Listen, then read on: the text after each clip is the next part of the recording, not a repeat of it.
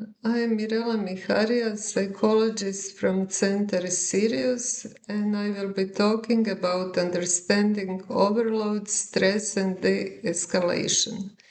Many challenging situations do not begin with a crisis. They begin much earlier. A young person may become more quiet than usual. They may seem restless, irritated, distracted, withdraw, or emotionally sensitive.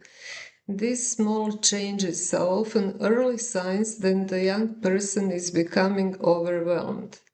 As youth workers, our goal is not simply to react when a crisis occurs. Our goal is to notice the warning signs early enough to prevent escalation whenever possible. Overload can have many causes. Sometimes it is linked to sensory overload, such as noise, crowded places, or too much stimulation. Sometimes it is connected to peer conflict, uncertainty, unclear expectations, fatigue, anxiety, frustration, or feelings of shame. Different young people have different triggers, which is why observation and relationship building are so important. One useful way to think about escalation is a process rather than an event. Most young people move through several stages before reaching a crisis point. The earlier we recognize these signs, the easier it is to provide support. A simple de-escalation sequence can be helpful. First, notice what is happening. Pay attention to changes in behavior, mood, communication, or participation. Second, calm yourself. Young people over-respond to the emotional state of the adults around them. If we become anxious, frustrated, or confrontational, escalation can increase.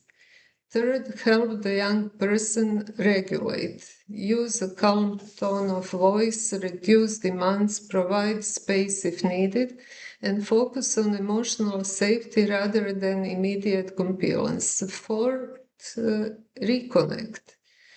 Show interest, listen, and try to understand what the young person is experiencing. Finally, when the young person feels calmer, gradually support re-engagement in the activity or group. It is important to remember that challenging behavior is often communication. Instead of asking, what is wrong with this young person, it is often more helpful to ask, what is this young person trying to tell us? Small adjustments can often prevent escalations. This may include simplifying instructions, offering a short break, reducing sensory demands, providing additional processing time, clarifying expectations, or creating opportunities for choice and control. Perhaps the most important principle is this: stay calm.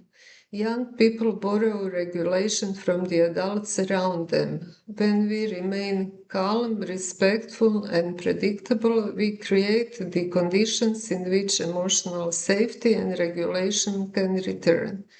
De-escalation is not about control. It is about helping a young person feel safe enough to regain control of themselves.